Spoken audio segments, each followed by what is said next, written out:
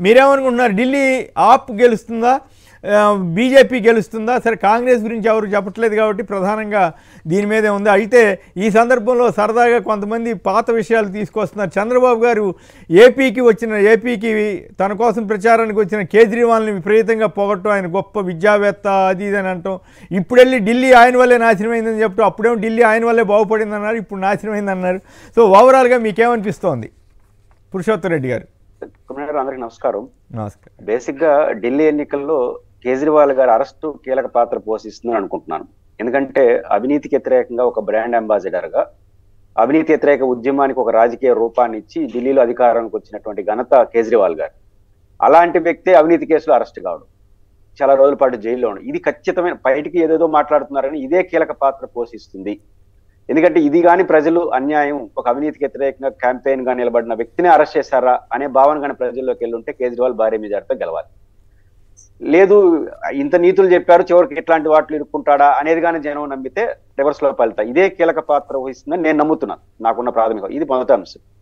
రెండో అంశం, మీరు అన్నట్టు చంద్రబాబు నాయుడు గారు కేజ్రీవాల్ గారికి సంబంధించి, చంద్రబాబు గారు మొదటి చాలా క్లియర్ గానే ఉన్నారు. ఆయన ముఖ్యమంత్రి అయినప్పటి నుంచి బీజేపీతో ఉంటే వామపక్ష, ఇది కమ్యూనిజం లేదు టూరిజం అంటాడు, మళ్ళీ వామపక్షాలతో ఉంటే కమ్యూనిజం గొప్పది అంటారు.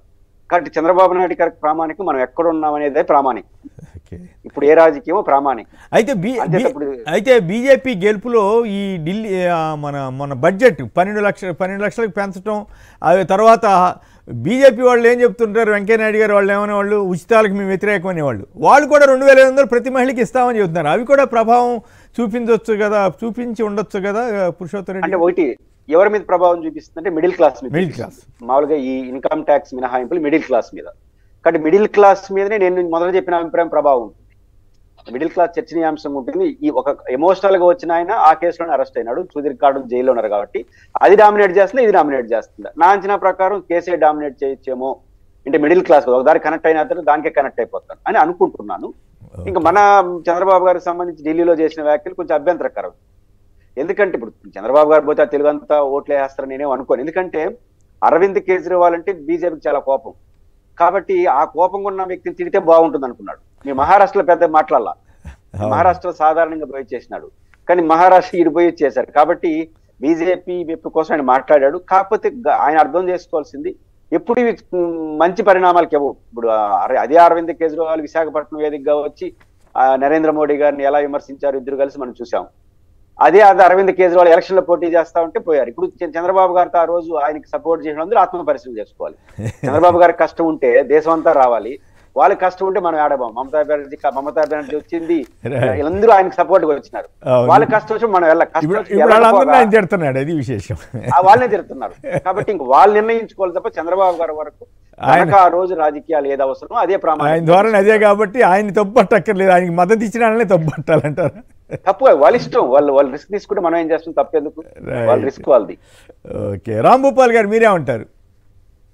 సార్ ఒకటి సార్, అక్కడ ఖచ్చితంగా మీరు అన్నట్లు బడ్జెట్ ప్రభావం కూడా ఉంది. బడ్జెట్ లో ఇప్పుడు 12 లక్షల ఇన్కమ్ ట్యాక్స్ మినహాయింపు అనేది ఈ ఢిల్లీ ఎన్నికల్ని దృష్టిలో పెట్టుకొని ఖచ్చితంగా చేశారు. దాంతో పాటు పురుషోత్తం రెడ్డి గారు చెప్పినట్లు కేసుల వ్యవహారం, సహజంగానే దేశంలో చాలా రాష్ట్రాల్లో ఇప్పుడు కేసుల వ్యవహారం చాలా ప్రభావం కలిగిస్తుంది ప్రజల్లో. కాబట్టి దాని ప్రభావం ఉంటే, అయితే ఇప్పుడు ఎక్కువ ఎగ్జిట్ పోల్స్ బీజేపీకి అనుకూలంగా ఇచ్చినాయి. బీజేపీ గెలుస్తుంది అనేట్టుగా ప్రచారం జరుగుతుంది. రిజల్ట్ ఏమైనా చూడాలి. కానీ ఒకటి మాత్రం నిజం, కేజ్రీవాల్ కొన్ని మౌలికమైన ప్రజల సమస్యలకు సంబంధించి కొన్ని మౌలికమైన విషయాల మీద చాలా దృష్టి పెట్టాడు. ఆ మేరకు టైమ్స్ ఆయన వరుసగా ఢిల్లీలో గెలుస్తున్నాడు. ఒక పక్క పార్లమెంట్ ఎన్నికల్లో 1 సైడ్ స్వీప్ అవుతుంది బీజేపీకి, అదే అసెంబ్లీ ఎన్నికలు వచ్చేటప్పుడు పూర్తిగా ఇటువైపు ఆప్ చేసినారు. అంటే ప్రజలు చాలా స్పష్టంగా ఉన్నారు, రాష్ట్రంలో అభివృద్ధి కోసం కృషి చేస్తున్నది కేజ్రీవాల్ గెలిపించాలని. అది కూడా ఇప్పుడు క్యారీ అయింటే మాత్రం ఖచ్చితంగా థర్డ్ టైం రావచ్చు. అయితే ఒక ఛానల్ మాత్రం, ఒక ఎగ్జిట్ పోల్ మాత్రం చాలా భారీ మెజార్టీ ఇస్తుంది ఆయనకు. మరి నిజంగా అది జరుగుతుందా? జరగాలని మాలాంటి వాళ్ళు కోరుకుంటాం, జరగాలని లేదనేది అక్కడ ఢిల్లీ ప్రజలు వేయాల. ఏమైనా చంద్రబాబు నాయుడు గారి ద్వంద్వ ప్రమాణాలు అనేది అసలు దానికి ఏమో ఒక హద్దు పరిమితి ఏమి ఉండదు. తనకు నమ్మిన మిత్రుల్ని, తనతో పాటు కలిసి పనిచేసిన వాళ్ళను, తనతో పాటు బీజేపీకి వ్యతిరేకంగా మాట్లాడిన మిత్రుల్ని కూడా బీజేపీతో కలిస్తే శత్రువులుగా భావించి, ఆ శత్రువులు కూడా బీజేపీ కంటే చాలా తీవ్రంగా భావించగలుగుతారు.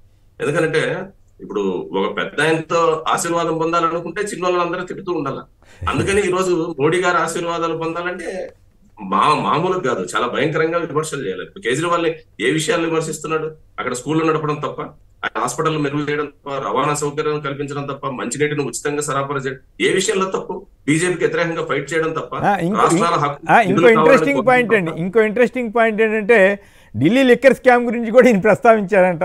ఢిల్లీ లిక్కర్ స్కామ్లో సరే కేజ్రీవాల్ని తిట్టాడు, తీరా చూస్తే మాగుంట శ్రీనివాసరెడ్డి గారిని ఆయన అక్కడ అప్రూరంగా మారంగానే ఈయన పార్టీ అభ్యర్థి కింద డిక్లేర్ చేసుకున్నాడు, ఆయన ప్రైమ్ మినిస్టర్ని గెలుస్తారు. ఇదే తమాషాగా ఉంది ఈ రాజకీయం అంతా కూడా. ఢిల్లీ స్కామ్ లో ఉన్నాయనే కదా ఇప్పుడు మీకు వాళ్ళకి ఎంపీగా కూడా ఇక్కడ. కాబట్టి తన కింద నలుపు చూసుకోకుండా దేశంలో ఏదో ఒక్కటేనండి, ఇక్కడ మోడీ గారి ప్రసన్నం ఉంటే చాలు అనే ఒకే ఒక లక్ష్యంతో ఏమైనా మాట్లాడవచ్చు అనే దానికి వచ్చేసిన.